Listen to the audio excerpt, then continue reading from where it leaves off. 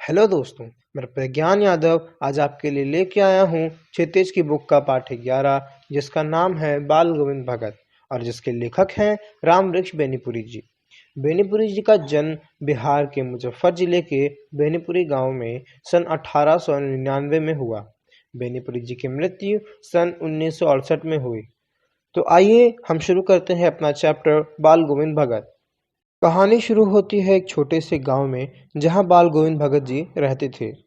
वह मजौले का एक गोरे चिट्टे आदमी थे। 60 के ऊपर के ही होंगे। बाल पक गए थे तथा दाढ़ी वगैरह नहीं रखते थे।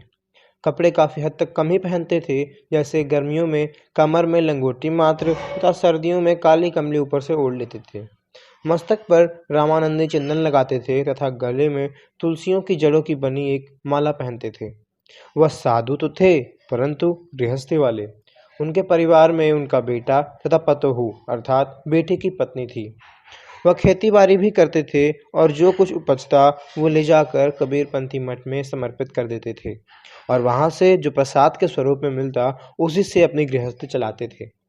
वो कबीर को साहब मानते थे और उनकी बातों को सुनते तथा उनके गीतों को ही गुनगुनाते थे। भगत जी कभी भी किसी से झूठ नहीं बोलते थे, किसी से झगड़ा नहीं करते थे और किसी के सामान को बिना पूछे छूते नहीं थे और किसी को व्यवहार में नहीं लाते थे। आषाढ़ की रिमझिम बारिश हो रही थी। कहीं हल चल रहे थे तो कहीं बच्चे खेल कूद रहे थे। औरतें मेड़ों पर बैठी थीं कि तभी भगत जी की मधुर गीत सुनाई दी। वह कीचड़ में खड़े होकर रोपन अर्थात धान को खेतों में लगा रहे थे। उनकी मधुर गान को सुनकर हलवाहों अर्थात हल को चलाने वालों के पैर एक साथ उठने लगे। औरतों के होठ भी गीत को गुनगुना उठे और रोपनी करने वाले लोगों के हाथ भी एक क्रम में चलने लगे। कार्तिक आया तो भगत जी की प्रभातियां भी शुरू हो गईं, अर्थात सुबह उठकर स्नान कर लेना। वह इन दिनों सुबह ही अपनी खजड़ी, एक संगीत का यंत्र जो डफली से आकार में छोटा होता है, उसे लेकर बैठ जाया करते थे और अपने गीतों को टेरने लगते थे। गर्मियों में भगत जी अपने घरों के आंगन में कुछ साथियों के साथ गीत गाने बैठ जाते थे। एक पद भगत जी गाते तो उनके साथियों की टोली उसे दोहराती। कुछ देर बाद भगत जी गाते गाते नृत्य करने लगते और उनका आंगन नृत्य तथा गीत से ओतप्रोत हो उठता। भगत जी के गायन की चरम सीमा उस दिन देखने को मिली जिस दिन उनके पति की मृत्यु हुई। घर के पतोहू रो रही थी तो उसे गांव की स्त्रियां चुप कराने में लगी थीं। तभी भगत जी पतोहू के पास गए और उन्होंने बोला, रो मत, उत्सव मनाओ उत्सव, क्योंकि एक आत्मा का मिलन परमात्मा से हुआ है। इससे बड़ी बात क्या हो सकती है।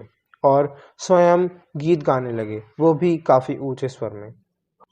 बाल गोविंद भगत ने अपनी पतोहू के भाई को बुलाकर पतोहू की दूसरी विवाह करने की बात कही, परंतु पतोहू कहने लगी, मैं नहीं जाऊंगी।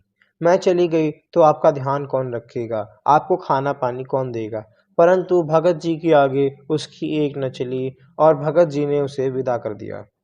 बाल गोविंद भगत जी की मृत्यु उनके अनुरूप अर्थात इच्छा पूर्ण से हुई। हर वर्ष की तरह वह गंगा स्नान करने गए, परंतु जब वह वहां से वापस लौटे तो उनकी तबीयत कुछ खराब सी हो गई। परंतु वह अपनी दिनचर्या पहले की तरह ही पालन करते रहे। एक दिन संध्या में वह गीत गा रहे थे, परंतु ऐसा लग रहा था कि मानो तागा टूट गया हो और दाने बिखर गए हों।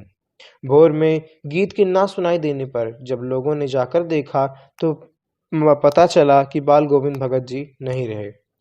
तो दोस्तों, इसी के साथ हमारा ये चैप्टर बाल गोविंद भगत समाप्त होता है। शुक्रिया, धन्यवाद।